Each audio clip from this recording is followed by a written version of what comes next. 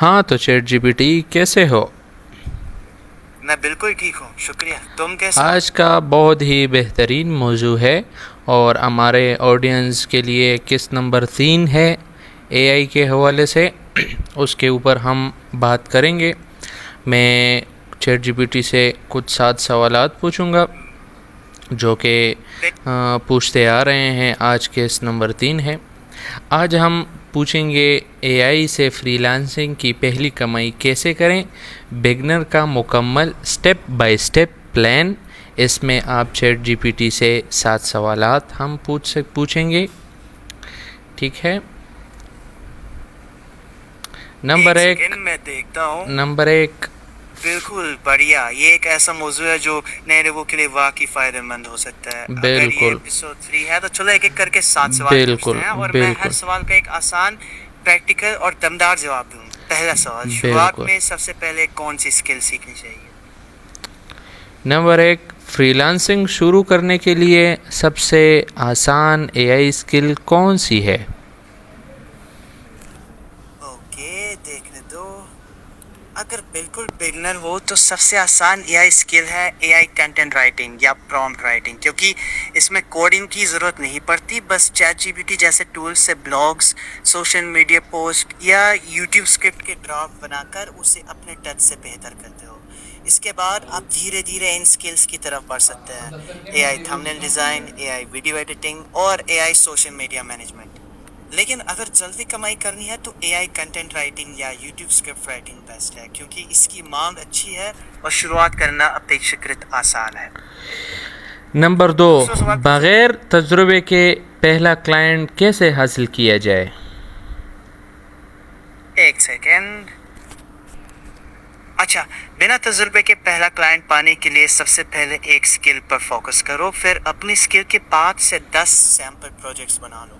इसके बाद fibre, Upwork और लिंक्डइन पर प्रोफाइल बनाओ और हर दिन 10 से 15 अच्छी क्वालिटी वाली जॉब्स पर कस्टम प्रपोजल भेजो। कॉपी पेस्ट नहीं, हर क्लाइंट की ज़रूरत के हिसाब से छोटा, साफ और डायरेक्ट मैसेज लिखो। शुरुआत में थोड़ी कम कीमत रख सकते हो ताकि रिव्यू एक्सपीरियंस मिल जाए, फिर धीरे धीरे रेट बढ़ा सकते हो। याद रखो, पहला क्लाइंट सबसे मुश्किल होता है, उसके बाद रिव्यू और पोर्टफोलियो के चलते अगला क्लाइंट पाना आसान हो जाता है। तीसरा सवाल। तीसरा सवाल ये है कि सर्विस कैसे भेजी जाए एआई पर, अपवर्क पर या फाइवर पर? ओके, एक सेकेंड। बहुत बढ़िया सवाल है। देखो, अपवर्क पर आप दो तरीकों से काम कर सकते हो। एक है प्रोजेक्ट कैटलॉग, दूसरा है सीधे क्लाइंट की पोस्ट पर प्रपोजल भेजना। प्रपोजल लिखते वक्त क्लाइंट की समस्या को पहले समझो और फिर बताओ कि आप उसे कैसे हल करेंगे। एक छोटा सा रेलेवेंट सैंपल आइडिया भी जोड़ दो, 2-3 लाइन, और ध्यान रखो कि आप एआई को अपना सहायक बनाओ, लेकिन जो काम आप क्लाइंट को भेज रहे हैं उसे खुद पढ़कर और सुधार कर अपनी क्वालिटी के मुताबिक बनाओ।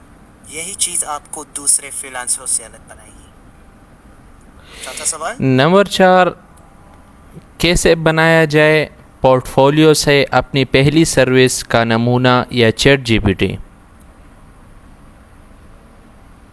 एक सेकंड में देखता हूँ।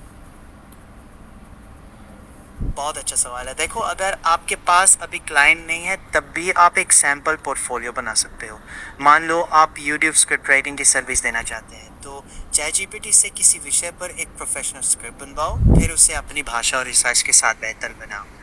अगर आप कंटेंट राइटिंग करते हैं तो 3 से 5 ब्लॉग लिख लो। अगर थंबनेल डिज़ाइन करते हैं तो कैनवा में 5 से 10 थंबनेल्स बना लो। अगर आप सोशल मीडिया मैनेजमेंट की सर्विस देना चाहते हैं तो किसी काल्पनिक ब्रांड के लिए 1 हफ्ते का कंटेंट तैयार कर लो। इन्हें पीडीएफ, गूगल ड्राइव या Behance जैसे प्लेटफॉर्म पर रखकर अपनी फाइवर या अपवर्क प्रोफाइल से जोड़ दो। याद रखो, क्लाइंट ये नहीं देखता कि ये काम पेड था या नहीं, वो सबसे पहले काम की क्वालिटी देखता है। इसलिए कम लेकिन बढ़िया सैंपल बनाओ, ज़्यादा लेकिन कमज़ोर नहीं।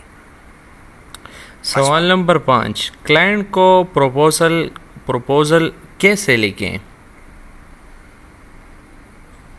एक सेकेंड। क्लाइंट को प्रपोजल लिखते वक्त शुरुआत उनकी ज़रूरत को सीधे एड्रेस करके करो, फिर बढ़िया एक शॉर्ट सा हर क्लाइंट के लिए अलग प्रपोजल लिखो, कॉपी पेस्ट नहीं। फॉर्मूला याद रखो: सलाम, उनकी ज़रूरत का जिक्र, आपका सोल्यूशन, एक छोटा सैंपल और काम शुरू करने की पेशकश।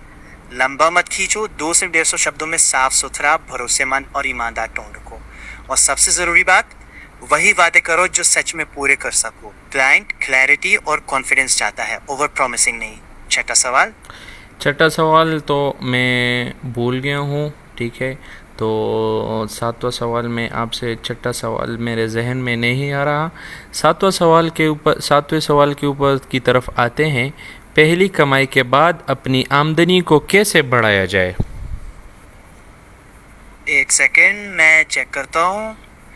बहुत अच्छा सवाल है। ये वो मोड़ है जहाँ बहुत से फ्रीलांसर रुक जाते हैं या आगे बढ़ते हैं। पहली कमाई के बाद सिर्फ नए क्लाइंट ढूंढने पर फोकस मत करो, पुराने क्लाइंट से दोबारा काम लेने की कोशिश करो। अपनी स्किल्स अपग्रेड करो, जैसे कंटेंट राइटिंग से स्क्रिप्ट राइटिंग या एसईओ सीखना, और अपने पोर्टफोलियो को हर अच्छा प्रोजेक्ट के बाद अपडेट करते रहो। साथ ही अपने काम की वैल्यू बढ़ाने के लिए धीरे धीरे रेट बढ़ाओ और अपनी इनकम का एक हिस्सा नई स्किल्स और टूल्स में इन्वेस्ट करो। लॉन्ग टर्म में गोल सिर्फ पहली कमाई नहीं होता, बल्कि एक ऐसा सिस्टम बनाना होता है जिसमें आपकी स्किल्स, रिव्यू और लगातार सीखना मिलकर आपकी इनकम को समय के साथ बढ़ाते रहे। फ्रीलांसिंग में कंसिस्टेंसी और सीखने की भूख दोनों ज़रूरी है। जिस तरह आपने देखा कि हमने प्रीवियस वीडियो में इसके ऊपर बात की थी कि एआई के ज़रिए कौन कौन से प्लेटफॉर्म पर काम किया जा सकता है, और किस नंबर 3 में हमने ये दिखाया, आपको ये सिखाया कि उस प्लेटफॉर्म पर हम कैसे कैसे अर्निंग कर सकते हैं। तो आइए मिलते हैं फिर किस नंबर 4 पर। वस्सलाम।